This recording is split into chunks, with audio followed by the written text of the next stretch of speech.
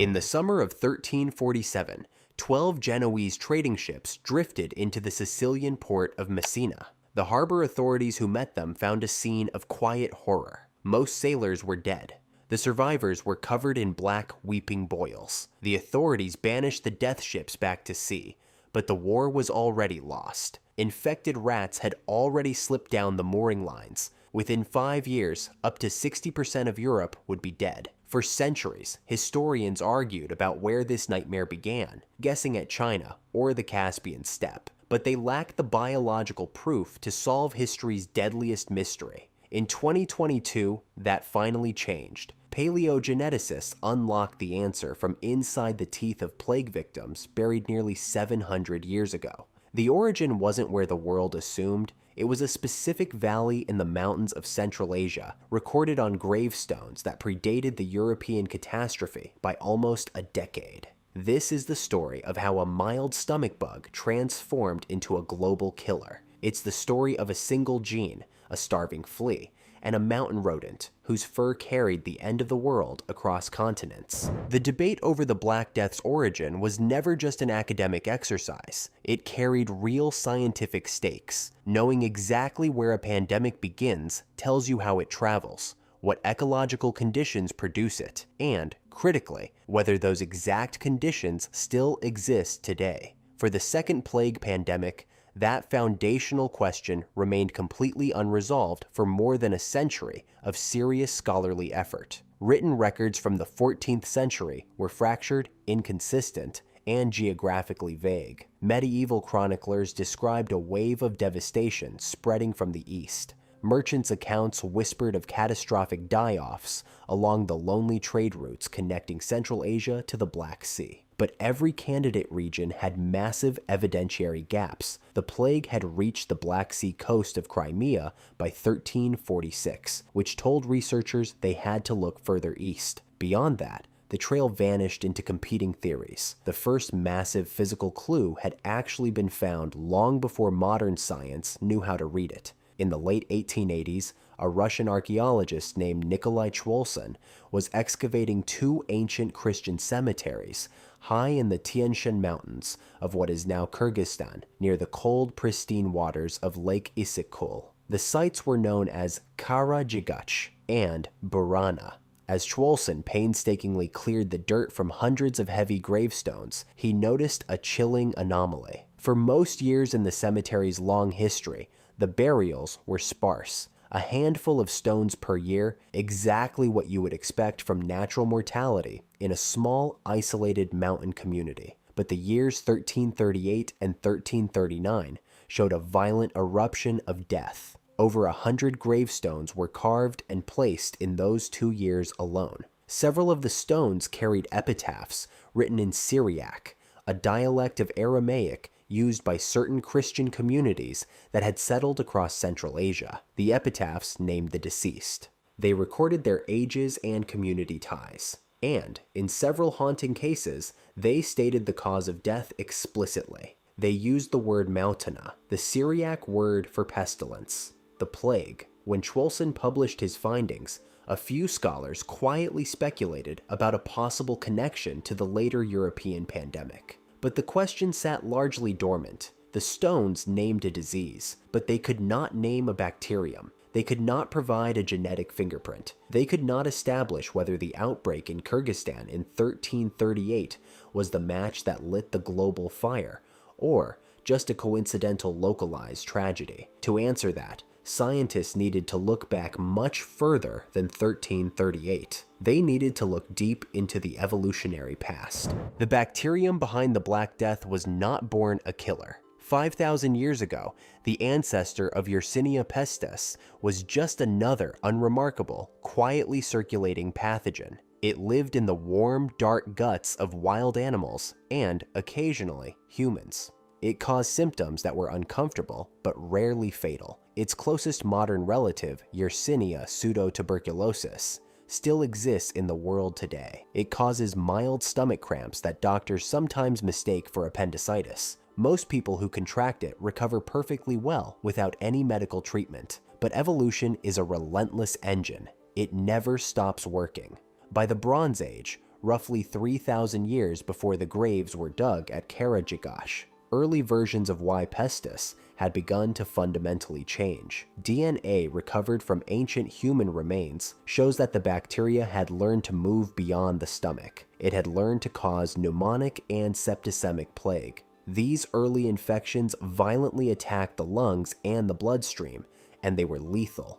Yet, as dangerous as they were, these outbreaks stayed entirely local. They would flare up in a small nomadic tribe, kill a handful of people, and burn themselves out. They never spread beyond a few isolated villages. The bacteria was still trapped by its own biology. It lacked two critical genetic tools. The first missing piece was a mutation that would eventually disable a gene, restricting its movement through a host's body. Without this specific mutation, the bacteria couldn't spread efficiently from the initial site of infection into the deep rivers of the bloodstream. That structural flaw limited how deadly it could be. The second missing piece mattered much more. Early Y. pestis could not survive inside the highly acidic, enzyme-rich gut of a flea. This single limitation kept the bacteria entirely dependent on direct, messy transmission. It required coughing, close physical contact with infected tissue, or the handling of bleeding sick animals. It could kill the host it was in, but it could not travel. It could not ride the vast, invisible network of fleas that hopped endlessly between rodents, livestock, and humans across the vast expanses of the earth. For thousands of years, this ancestor circulated in the shadows. It infected people. It caused localized illness. Sometimes it killed, but it never exploded into a pandemic. It was waiting for a profound biological upgrade. Somewhere in the sprawling, wind-swept highlands of Central Asia, that deep-time ancestor acquired the genetic code it needed to weaponize an insect. It learned how to hijack the flea, turning a simple blood-feeding pest into a delivery system of terrifying mechanical efficiency. The transformation took centuries of slow genetic acquisition and random mutation, but once it was complete, the result was a pathogen completely unlike anything the world had ever seen. It was not the most toxic disease on Earth. Plenty of pathogens kill faster, but it was the first to perfectly solve the complex problem of geographic transmission. It became a disease that could move. The key to this lethal adaptation was a single gene called YMT, Yersinia marine toxin. The name is a bit misleading. The gene doesn't actually poison the host. Instead, it acts as a molecular shield, allowing the bacteria to survive the harsh environment inside a flea's digestive tract. Without this gene, the flea's natural digestive enzymes would quickly dissolve and destroy the bacteria. With the YMT gene, Y. pestis not only survives the stomach acid, but it actively multiplies. The transformation this gene enabled was purely mechanical. Once inside the flea's gut, bacteria carrying the YMT gene begin to produce a thick, sticky biofilm. This dark, viscous film slowly accumulates in the proventriculus, a tiny valve-like structure located at the entrance to the flea's midgut. Over a period of days, the sticky biofilm grows thicker and thicker, eventually forming a solid, physical blockage. The flea can no longer swallow. It begins to starve. A normal, healthy flea bites a host, drinks its fill of blood, and moves on to rest. But a blocked flea goes mad. It bites repeatedly, frantically.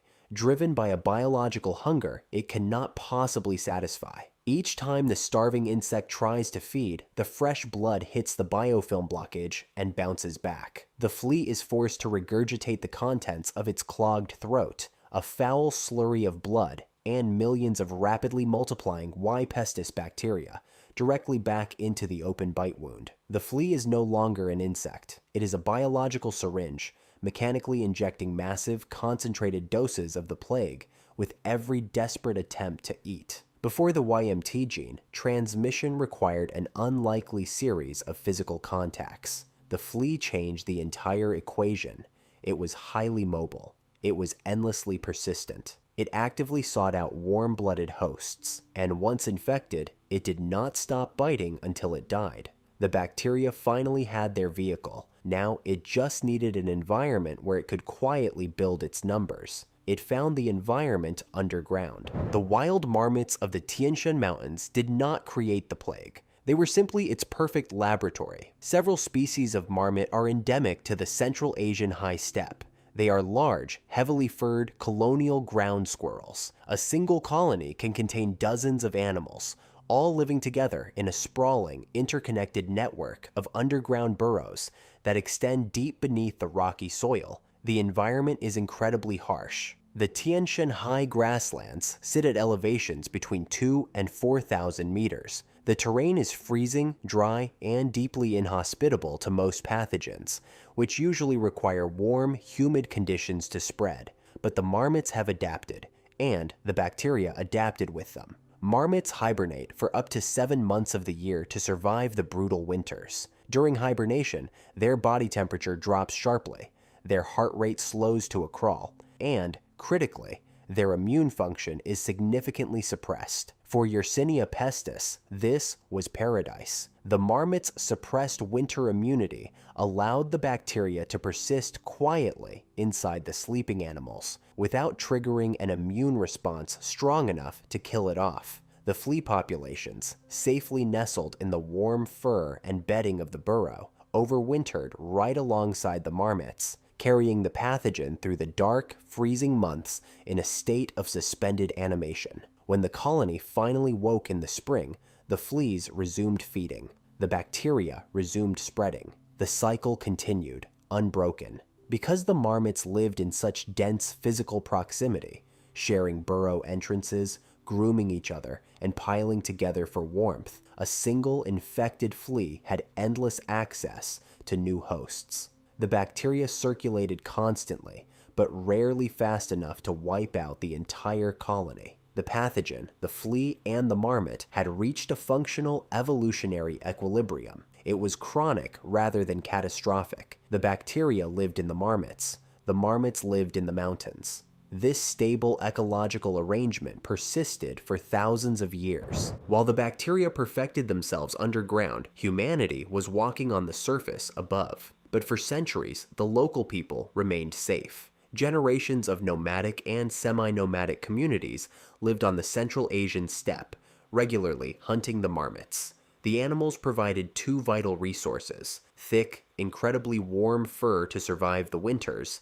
and high-fat meat. Marmot hunting was a highly respected, culturally embedded tradition, requiring deep knowledge of the land. Central to that knowledge was a strict, unwritten code of survival. Hunters were taught from a young age exactly which marmots to take and which to leave entirely alone.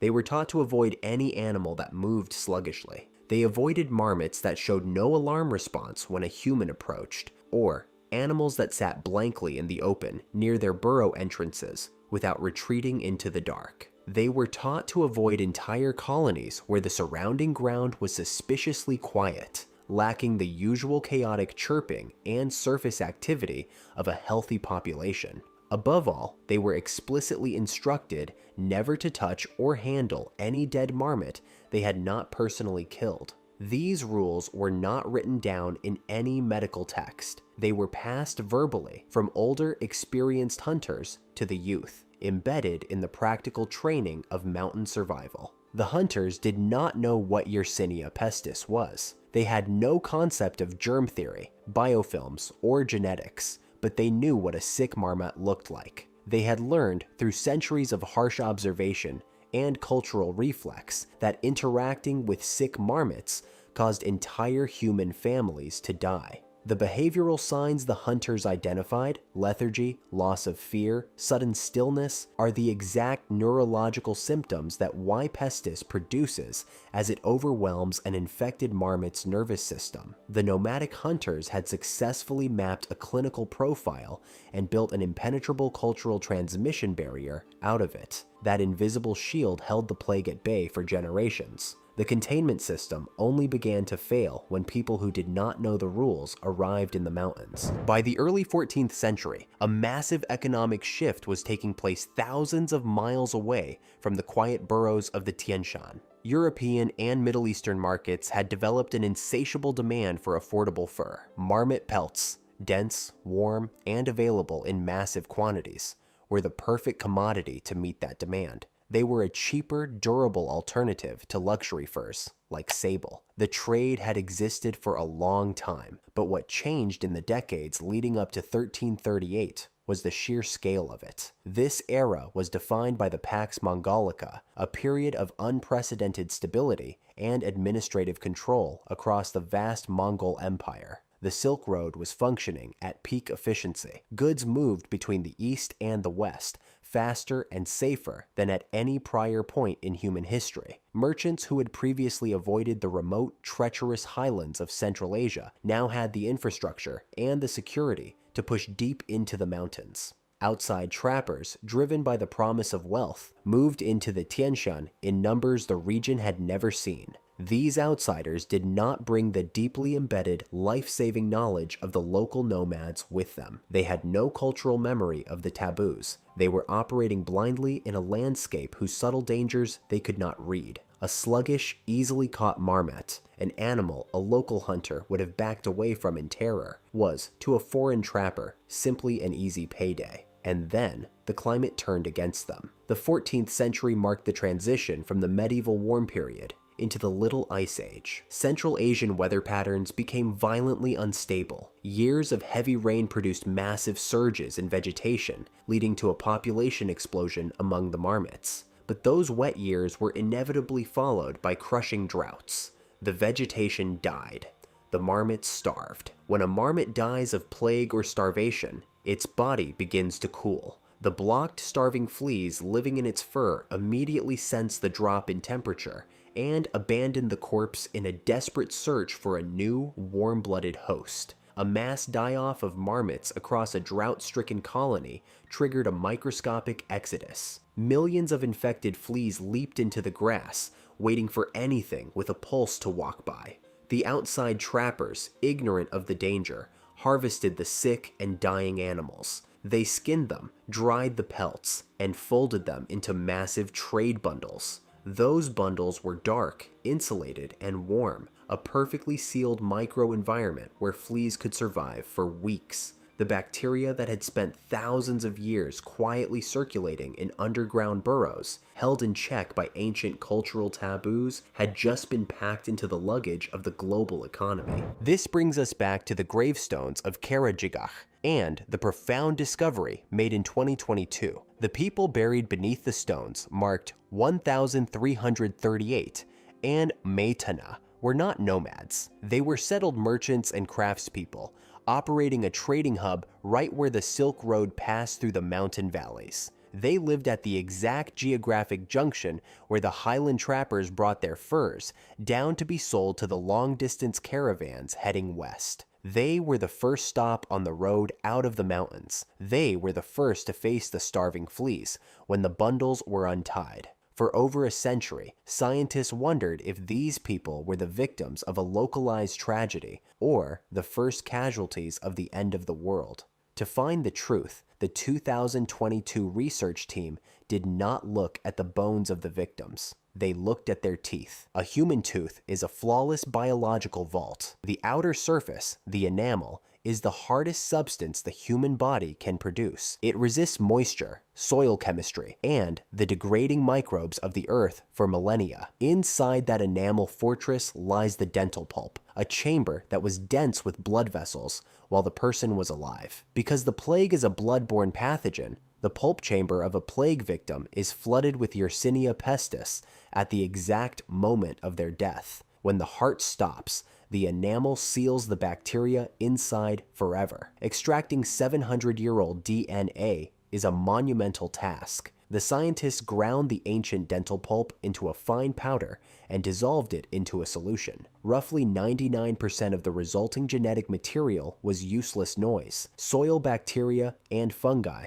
that had seeped into microscopic cracks over the centuries. To find the killer, they used a technique called targeted enrichment. They introduced synthetic molecular sequences designed to act like chemical magnets, binding specifically to fragments of Yersinia pestis, DNA, and pulling them out of the environmental noise. Once they had the pure fragments, they mapped the genetic code. Every time a bacterium replicates, it makes tiny copying errors called single nucleotide polymorphisms, or SNPs. These errors act like a molecular timestamp, building up in a consistent, traceable sequence across generations. By tracking these mutations, the geneticists could place the 1338 strain on the plague's grand family tree. The results were staggering. The strain pulled from the teeth at Kara-Djigach sat perfectly at the center of a polytomy, a sudden genetic branching event. It was the exact node on the evolutionary tree where a single ancestral lineage violently fractured into 4 distinct new strains. One of those 4 new branches was the direct, undeniable ancestor of every single strain of plague that devastated Europe, the Middle East, and North Africa during the Black Death. The debate was over. The 1338 outbreak was not a coincidence. It was the Big Bang of the Second Plague pandemic. Everything that followed radiated outward from those mountain valleys, beginning with the people whose names are still legible on the stones. From the trading posts of the Tian Shan, the movement of Yersinia pestis into the wider world was terrifyingly efficient. The Silk Road was a vast network of overlapping routes connecting oasis cities and river crossings, all feeding into massive way stations called caravanserais. These fortified rest stops were spaced roughly a day's travel apart. They were busy, crowded, and packed with food stores. And where there is human food storage, there is the black rat. Rattus rattus was the ultimate bridge species. It was a commensal animal, meaning it lived its entire life in the shadows of human infrastructure. It nested in the grain sacks, hid in the wagon beds, and scurried through the rafters of the caravanserais. When a starving flea jumped out of an unpacked marmot pelt, it usually landed on a black rat. The rats moved with the caravans, carrying the fleas from one rest stop to the next, day after day, mile after mile, moving steadily westward across the Asian continent. By 1346, 8 years after the deaths at Lake Issyk Kul, the transit system reached its western terminus, Caffa.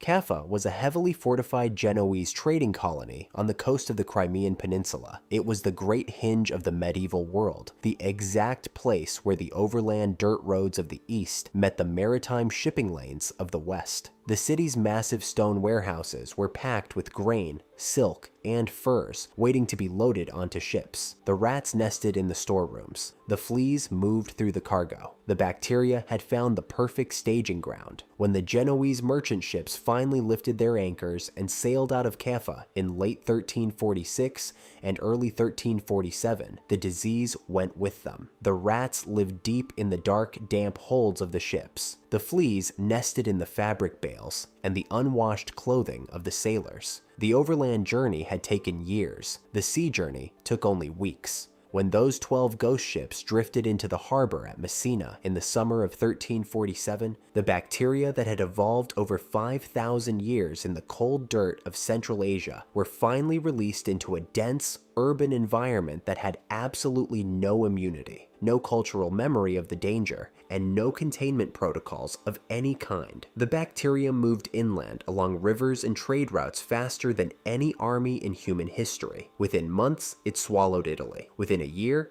it reached Paris and London. Within 5 years, it swept through Scandinavia and deep into Russia. It killed up to 200 million people. It ended feudalism, altered the global economy, and permanently rewrote the genetic makeup of the human immune system. And it did it all because the infrastructure built by human commerce functioned exactly as it was designed to. The Black Death's origin is not a story of divine punishment or random bad luck.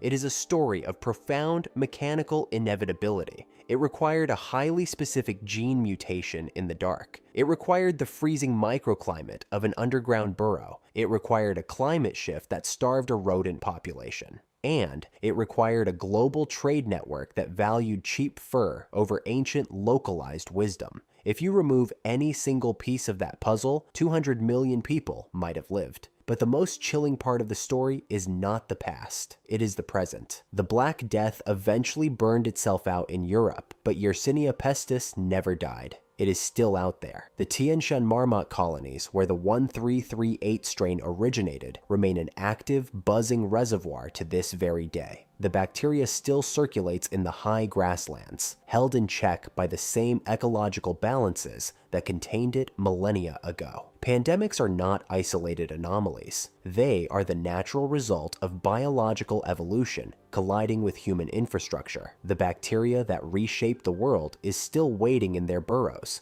continuing to mutate, silently waiting for the day when the climate shifts. The ecological boundaries break, and the world's trade networks are perfectly aligned once again. If you want to explore more stories of how life evolved, adapted, and relentlessly reshaped our planet, subscribe to The First Dawn. From ancient extinctions to the microscopic forces that built the world we inhabit, we trace the deep history of the Earth, one organism, one transformation, one quiet discovery at a time.